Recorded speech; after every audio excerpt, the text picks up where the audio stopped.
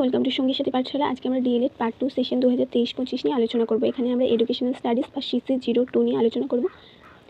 আমরা educational studies বা CC02 chapter 5 শুরু করেছিলাম মহান শিক্ষাবিদগণ, যার প্রথম পর্বে আমরা গুরুত্বপূর্ণ 10টা প্রশ্ন আলোচনা করেছিলাম এখান থেকে। আজকে আমরা দ্বিতীয় পর্বে বেশ কিছু প্রশ্ন আলোচনা করব, যেগুলো 2 নম্বর সেই সাথে 7 নম্বরের পাঠ প্রশ্ন হিসাবেও আসতে পারে। আজকে 2 নম্বর পর্বের প্রথম প্রশ্ন হলো, গান্ধীজির প্রস্তাবিত পাঠ্যক্রমটি বা বুনিয়াদী শিক্ষা সম্পর্কিত গান্ধীজির প্রস্তাবিত পাঠ্যক্রমটির বর্ণনা দাও। গান্ধীজির প্রস্তাবিত পাঠ্যক্রমটি হলো: এক, মূল বিষয় সুতো কাটা, তাঁত বোনা, কৃষিকাজ, কাগজের কাজ, বাগান করা। অর্থাৎ মূল বিষয় হিসাবে একটি শিল্পকে অন্তর্ভুক্ত করতে হবে পাঠ্যক্রমে। সেই শিল্পর উপর ভিত্তি করে আমাদের পাঠ্যক্রমটি এগিয়ে চলবে। সেই সম্পর্কে গুরুত্বপূর্ণ বিষয়গুলি হিসাবে এখানে মূল বিষয় হিসেবে সুতো কাটা, তাঁত বোনা, কৃষিকাজ, কাগজের কাজ ও বাগান করা এগুলিকে প্রধান গুরুত্ব দেওয়া হয়েছিল। মাতৃভাষাকে পাঠ্য বিষয় এবং শিক্ষার মাধ্যম হিসাবে গুরুত্ব দেওয়া হয়েছিল। গণিত কেবলমাত্র ব্যবহারিক গণিত, অর্থাৎ জীবনযাত্রা পরিচালনার জন্য যেটুকু প্রয়োজন সেইটুকুকে ব্যবহারিক গণিতটুকুই পাঠ্যক্রমে অন্তর্ভুক্ত করা হয়েছিল।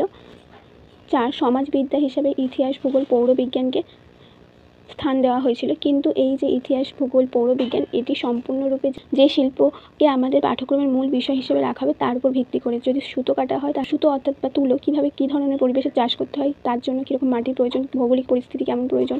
তারপরে ইতিহাস হিসাবে তুলো শিল্পের ইতিহাস বা সুতো কাটা শিল্পের ইতিহাস ইত্যাদি। মানুষের জীবনে সমাজে চলার জন্য যে সমস্ত দিকগুলি খুব প্রয়োজন সেগুলির উপর জোর দেওয়ার কথা বলা হয়েছে। সাধারণ জ্ঞান বিজ্ঞানের সব শাখার প্রয়োজনীয় ব্যবহারিক দিক সম্পর্কে ধারণা দানের কথা বলা হয়েছে। যেগুলো শুধুমাত্র কাজে লাগবে শিক্ষার্থীদের সেগুলোকেই রাখা হয়েছে। এর সাথে শিক্ষার্থীর সৃজনশীলতা বিকাশের জন্য ছবি আঁকা, সঙ্গীত, বাধ্যতামূলক শরীরচর্চা ইত্যাদির উপর গুরুত্ব আরোপ করা হয়। এই সমস্ত কিছু পাঠ্যক্রমে অন্তর্ভুক্ত করার প্রধান কারণ হচ্ছে গান্ধীজি বিশ্বাস করতেন এই ধরনের পাঠ্যক্রমের মধ্যে দিয়ে শিক্ষার্থীর সর্বাঙ্গীন বিকাশ সাধন সম্ভব এবং এর মাধ্যমে শিক্ষার্থীর সর্বাঙ্গীন বিকাশ সাধন করা সম্ভব এবং সমাজের সঙ্গে ব্যক্তির সম্পর্ক স্থাপিত হওয়া সম্ভব।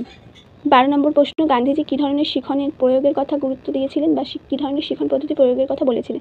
গান্ধীজি তার শিক্ষণ পদ্ধতিতে অনুবন্ধ প্রণালীকে প্রয়োগের কথা বলেছেন। বিভিন্ন পাঠ্য বিষয় সম্পর্কিত জ্ঞান একটি মূল হস্তশিল্পকে কেন্দ্র করে শেখানোর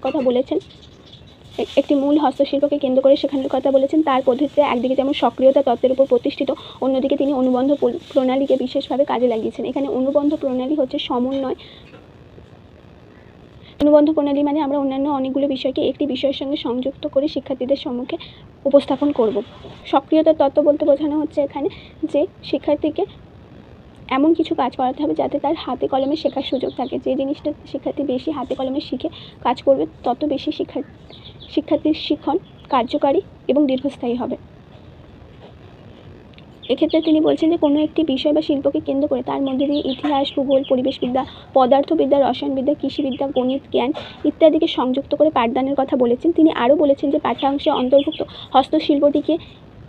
হস্তশিল্পটি কী হবে তা নির্ভর করবে স্থানীয় প্রয়োজনীয়তার ভিত্তিতে যাতে এই জ্ঞান শিক্ষার্থীর জীবনে কাজে আসতে পারে। এই পদ্ধতিতে অনুবন্ধন প্রণালীতে পাঠদান করলে শিক্ষার্থীর সক্রিয়তা ও আগ্রহ বজায় থাকে। গান্ধীজির প্রস্তাবিত এই হস্তশিল্প ভিত্তিক অনুবন্ধ শিক্ষাদান পদ্ধতি আধুনিক মনোবিদ্যার যুক্তি দ্বারা সমর্থিত। জন ডিউইট প্রজেক্ট পদ্ধতির সঙ্গে গান্ধীজির বুনিয়াদী শিক্ষা পরিকল্পনার যথেষ্ট সদৃশ্য বর্তমান। এরপরের প্রশ্ন 13 নম্বর প্রশ্ন, গান্ধীজি শিক্ষক সম্পর্কে কী বলেছেন বা গান্ধীজি প্রস্তাব অনুসারে শিক্ষক কেমন হওয়া উচিত? অত্যন্ত গুরুত্বপূর্ণ একটি প্রশ্ন। উত্তরে বলছে, গান্ধীজি মনে করতেন শিক্ষার্থীরা বইয়ের অপেক্ষায় শিক্ষকের কাছ থেকে অনেক বেশি শিখবে। তিনি মনে করতেন সমস্ত জ্ঞানের শেষ কথা হলো চরিত্র। শিক্ষার্থীর ওপর শিক্ষকের প্রভাব প্রসঙ্গে তিনি বলেছেন, শিক্ষার্থীরা শিক্ষকের জীবন থেকে অনুপ্রেরণা লাভ করে। শিক্ষকের পড়ানো বিষয় থেকে তা লাভ করে না। শিক্ষকের ব্যক্তিত্ব ও আচরণ এমন হবে যাতে শিক্ষার্থীর কাছে তিনি উদাহরণ স্বরূপ হয়ে থাকে। সেই অনুযায়ী গান্ধীজি একজন আদর্শ চরিত্রবান সৎ ব্যক্তিকে শিক্ষক হিসেবে উল্লেখ করেছেন, যার আচরণ, ব্যক্তিত্ব, চরিত্র এমন হবে যাতে শিক্ষার্থীরা তাকে অনুকরণ ও শ্রদ্ধা করতে পারেন। মূলত গান্ধীজি এমন একজন শিক্ষকের কথা বলেছেন যিনি তার ব্যক্তিত্ব অনুযায়ী এবং তার চরিত্র অনুযায়ী এমন সৎ ব্যক্তিত্ববান হবে যাতে শিক্ষার্থীরা তাকে অনুকরণ ও শ্রদ্ধা করতে পারে। তার ব্যক্তিত্ব এত গুণী হবে, তিনি এত সৎ চরিত্রের হবেন যাতে তার প্রতি শ্রদ্ধায় শিক্ষার্থীদের এমনিতেই মাথা নত হয়, তাকে অনুসরণ করা বা আইডল হিসেবে শিক্ষার্থীরা গ্রহণ করতে পারে এবং তার জ্ঞান এমন হবে যে একসাথে সমস্ত বিষয়গুলিকে একটি অনুবন্ধ করে শিক্ষার্থীদের সামনে উপস্থাপন করবে এবং যে কোনো বইয়ের অপেক্ষায় শিক্ষকের সাথে শিক্ষার্থীরা সময় কাটালেই তাদের মনে হবে যে আমরা অনেক অধিক বেশি জানতে পারছি। শিক্ষকের জ্ঞান এত অধিক পরিমাণে হতে হবে যাতে শিক্ষার্থীর কাছে বই বা শিক্ষকের পাঠদান বিষয় সম্পর্কে কেবলমাত্র পাঠদানের বদলে শিক্ষকের সাথে মেলামেশার মধ্যে দিয়ে শিক্ষার্থীরা অনেক বেশি কিছু জানতে ও বুঝতে পারে। নেক্সট 14 নম্বর প্রশ্ন, নারী শিক্ষা সম্পর্কে গান্ধীজির বক্তব্য উল্লেখ করো। গান্ধীজি ভারতবর্ষে নারীদের অবস্থানকে বিশেষভাবে অনুভব করেছিলেন। তিনি মনে করতেন যে কোনো জাতির অগ্রগতির জন্য মেয়েদের শিক্ষা অপরিহার্য। তাই তিনি বলেছেন, গার্হস্থ্য জীবন নারীর বিচক্ষণের ক্ষেত্র। সুতরাং গার্হস্থ্য জীবনে শিশুর শিক্ষণ ও লালন পালন সম্পর্কে নারীদের অধিক জ্ঞান থাকা স্বাভাবিক। শুধু তাই নয়, তিনি পরীক্ষামূলকভাবে সহশিক্ষার কথাও বলেছেন। সর্বদার জন্য এটা চিরন্তন সত্য যে একজন মায়ের কাছ থেকেই মাই হয় যে কোনো শিশুর প্রথম শিক্ষক। মায়ের কাছ থেকে শিশু অনেক কিছু শেখে, সেই জন্য নারী শিক্ষার অত্যধিক প্রয়োজন রয়েছে। সেই কারণে শুধুমাত্র শিশুর লক্ষণ ও লালন পালনের জন্য নারীদের অধিক জ্ঞান থাকা স্বাভাবিক, সেই সম্পর্কে তাদের স্বাভাবিকভাবেই জ্ঞান অনেক থাকে, কিন্তু এমন অনেক ক্ষেত্র আছে যাতে শিক্ষা গ্রহণ করলে নারীরা তাদের শিক্ষার প্রভাবে তাদের পরিবার, সমাজ এবং দেশ উভয়ই উন্নতির পথে পৌঁছতে পারবে। সেই জন্য নারী শিক্ষার উপর গুরুত্ব আরোপ করা হয়েছিল। এরপর আমাদের 15 নম্বর প্রশ্ন। এই প্রশ্নটি 7 নম্বরের জন্য খুব গুরুত্বপূর্ণ, আর এটি আজকে পর্বের আমাদের শেষ প্রশ্ন। এরপর 15 নম্বর প্রশ্ন, বুনিয়াদী শিক্ষার যে কোনো 4টি উপযোগিতা লেখো। বুনিয়াদী শিক্ষার উপযোগিতাগুলি হলো: 1. বুনিয়াদী শিক্ষা পরিকল্পনা অনুযায়ী দেশের সার্বজনীন বাধ্যতামূলক অবৈতনিক প্রাথমিক শিক্ষা অত্যন্ত গুরুত্বপূর্ণ একটি পরিকল্পনা, যা দেশের শিক্ষানীতির ও ভবিষ্যতের শক্তিশালী ভিত গঠন করতে সাহায্য করে। বুনিয়াদী শিক্ষা অনুযায়ী দেশে যে প্রাথমিক শিক্ষা 6 থেকে 14 বছর বয়সী যে শিশুদের জন্য সম্পূর্ণরূপে অবৈতনিক বা ফ্রিতে শিক্ষার ব্যবস্থা, সেটা বুনিয়াদী শিক্ষার মাধ্যমে করা হয়েছিল। 2. অর্থনৈতিক দিক থেকে একটি কার্যকারী কারণ, এটি আর্থিক স্বনির্ভরতা নীতির ওপর প্রতিষ্ঠিত।